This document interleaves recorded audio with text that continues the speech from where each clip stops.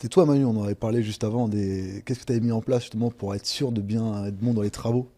Tu as eu quelques déconvenus, si tu veux en Ouais, parler pas. on va en parler, il n'y a pas de souci. Pour revenir à ce que disait Mike, effectivement, il y a le secteur, l'emplacement, c'est la clé. Vous savez pas quel type de projet il va y avoir dans la ville, ça peut être compliqué. Imaginons il y a un projet de logements sociaux ou un projet de boîte de nuit et que vous avez acheté à côté d'une boîte de nuit, votre bien risque de décoter. Ça, c'est clair. Après, vous allez regarder aussi la ville, comment elle est. Est-ce qu'il y a un pôle économique? Est-ce qu'il y a un pôle touristique? Il y a un pôle étudiant? C'est ça qui va vous permettre de dire si vous allez pouvoir louer ou pas et si vous allez avoir de la demande derrière. Ensuite, pour la partie travaux, effectivement, il y a jamais de... Les travaux, ça se passe jamais comme prévu, il faut le savoir. Jamais comme prévu, Jamais c'est comme sûr. prévu. Moi, ce que je conseille, de toute manière, c'est de faire un cahier des charges bien précis, avec chaque lot.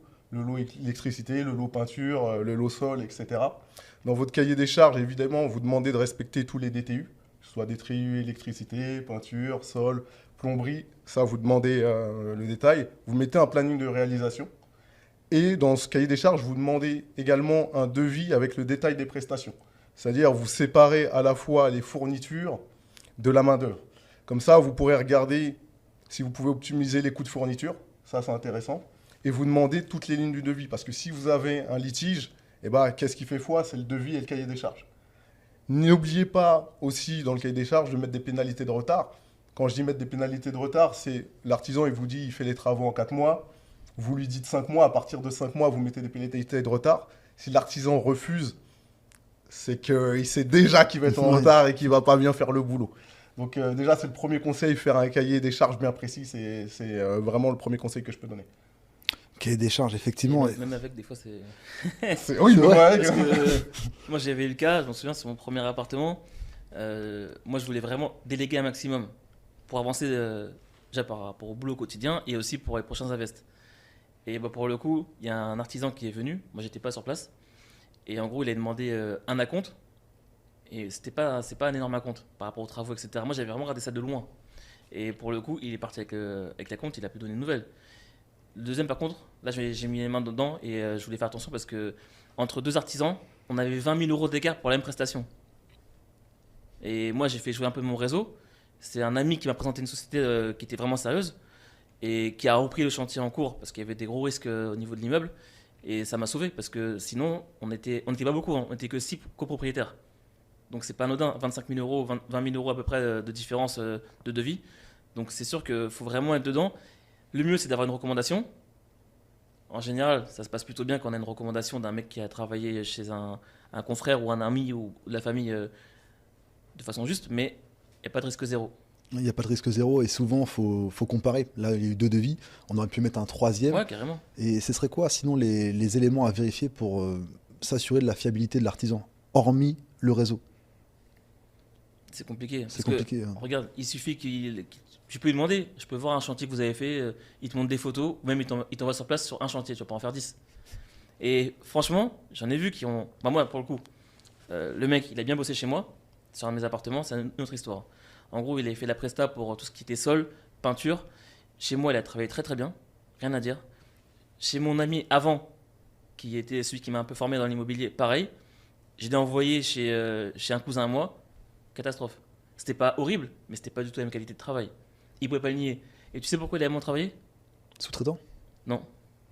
C'est parce que c'est tout bête, hein. En fin de compte, mon cousin habitait trop loin de chez lui. Non. Et donc son argument, c'était de Non, dire... non. Non mais c'est vrai, il a dit ça, hein. Et pour le coup, il a dit comme argument... Ouais mais vous savez, c'est pas pratique, j'habite très loin, donc je pars plus tôt. C'est quoi cet C'est argument? incroyable. C'est comme ça qu'il s'est justifié C'est d'avoir fait un incroyable. travail moins précis. Parce qu'il a l'habitude d'avoir les chantiers vers chez lui, dans son confort. En fait, tu le sortais de la C'est zone lui de qui a confort. accepté. C'est lui qui a accepté le chantier, personne ne l'a forcé. Surtout qu'il avait l'adresse. Il pouvait regarder sur Maps, c'est vrai. il avait l'adresse. Incroyable. Et donc en fait, le premier jour, bah, ça allait, le deuxième jour, et puis après, il commençait à partir un peu plus tôt parce qu'il y avait des bouchons, on est en région parisienne. Et du coup, bah, il était un peu laxiste. Et à la fin, même moi, j'étais gêné. Et quand on lui a demandé, il a été franc par contre, hein. Il a pas menti, vous voyez, de toute façon, c'était factuel. La peinture n'était pas posée de la même façon. Donc là, même dans le cas où c'est une roco, boum. Alors, c'est une reco, mais il faut préciser, est-ce que le chantier n'est pas trop loin de là où vous habitez pour Ouais, au mais cas c'est où une anecdote, mais Ouais, c'est- Ouais, quand même. Bah, il abuse, il Donc, abuse. moi, je pense qu'il faut quand même vérifier la décennale de l'artisan. Donc, lui demander une copie. Et s'il faut, appeler l'assurance décennale pour savoir s'il est bien à jour, en fait, Oui, effectivement. qu'il a payé. Je pense que c'est ultra important parce que si vous avez des soucis, et qu'il n'avait pas de décennale, ça risque d'être catastrophique dans le futur pour vous. Derrière, après, les artisans, ils sont tous différents. Vous pouvez regarder les avis, effectivement, Google. Regardez les mauvais avis, c'est dû à quoi? Si c'est... on voit si c'est quelqu'un qui est un petit peu jaloux, on voit les arguments, ils volent pas haut. Si c'est des arguments concrets, avec des photos concrètes, vous pouvez vous dire, l'artisan, il est capable de me faire ça sur mon chantier. Et ça, c'est important. Après, il faut être sur place. Les travaux, c'est un truc important. Il faut être sur place, il faut les suivre, les artisans. Sinon, vous allez avoir des surprises ou des vis cachées irrattrapables. La plomberie, une fois que c'est masqué, c'est masqué. Vous ne pouvez plus le revoir. Et quand vous aurez des fuites, là, vous allez le découvrir. Et là, ça vous prend du temps, ça vous prend de l'argent. Donc, le meilleur moyen, c'est quand même de suivre le chantier. En sachant aussi que la décennale ne s'applique pas sur tous les Ouais. pôles d'activité, en fait. Si la décennale est sur la peinture et qu'il fait des travaux de plomberie, ça va pas jouer. Exactement. Et c'est un point qui paraît bête, mais pour moi qui est essentiel. C'est avant de commencer à investir, qu'est-ce qu'on est prêt à faire?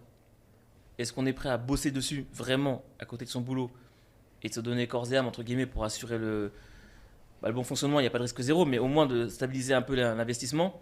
Ou alors on veut vraiment s'en décharger. Si c'est un mec par exemple qui a 50 ans, qui a une famille, qui ne veut pas s'occuper d'un investissement au quotidien, moi je lui conseille d'acheter quelque chose de plus facile. Bien sûr. Un logement neuf, il peut avoir des problèmes. Si c'est un gros promoteur, ça va se régler dans le temps.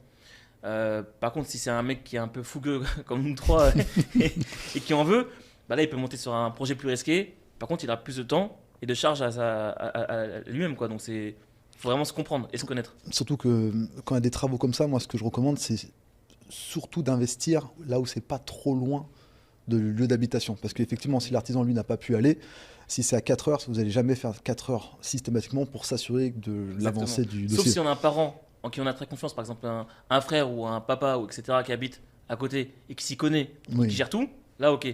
On peut laisser Sinon, piloter. Le côté, ouais, j'habite à Marseille, j'achète à Paris et c'est facile? Non. Non, c'est impossible. C'est impossible. Moi, je le C'est dis, pas c'est facile. impossible. Il faut suivre les Franchement, c'est travaux. pas facile. Il faut suivre les travaux parce que vous allez avoir des surprises.